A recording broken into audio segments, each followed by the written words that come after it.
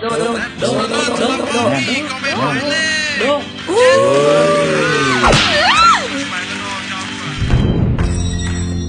ี้เป็นหุ้มน้องเดนี่ที่จะมาออดิชั่นกับเขาในมื้อนี้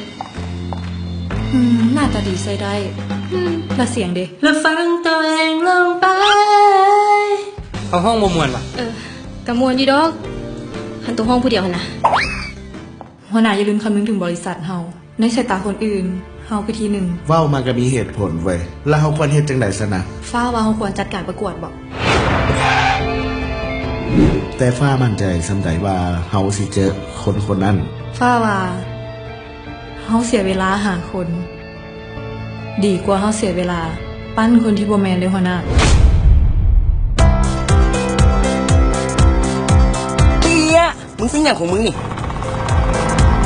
เท่ากับบ่จังไหนกับบ่ได้ดอกถ้ามึงสิตื่นเต้นขนาดนี้เงยห้องแทนมึงเลยบ่ว่าแท้วะว่าใส่เว้ย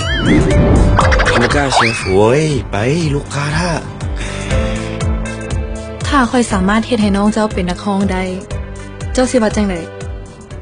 ว่ามันซะเกินไปพอก่อนไปไอ้ปืดบ่แม่นว่าเฮาบ่อยากสวยได้แต่ว่าบ่ฮู้ว่าเฮาสิเฮ็ดได้บ่นะเจ้าสิมาด้วยเหตุผลใดก็ตามแต่ตอนนี้มันคือโอกาสของเจ้าแล้ว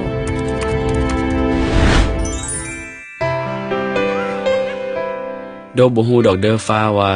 โดสิเฮ็ดได้บ่แต่โดสัญญาว่าโดสิเฮ็ดให้ดีที่สุดถ้าโดอยากร้องเพลงหนึ่งโดต้องการจะซื้อเนื้อหาของเพลงแบบใด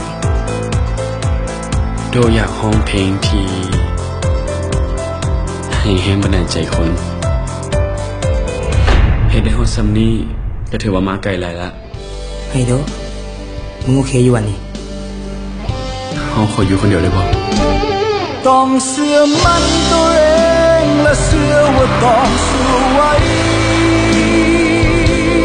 บอกว่าอุปสรรคจะขวางกันจากเท่าไรยืดขอเคลียร์ปัญหาแป๊บฮัลโหลโดยไอ้บอบอยู่เนาะโดยอันมักเอาโทรศัพท์ปาไว้ฮันโดยเจ้าหนี้โทรมาโทรโง่โทรจ้ากูบ่มีเงินสิโทรมาให้หยังมีหักสิใส่ดอก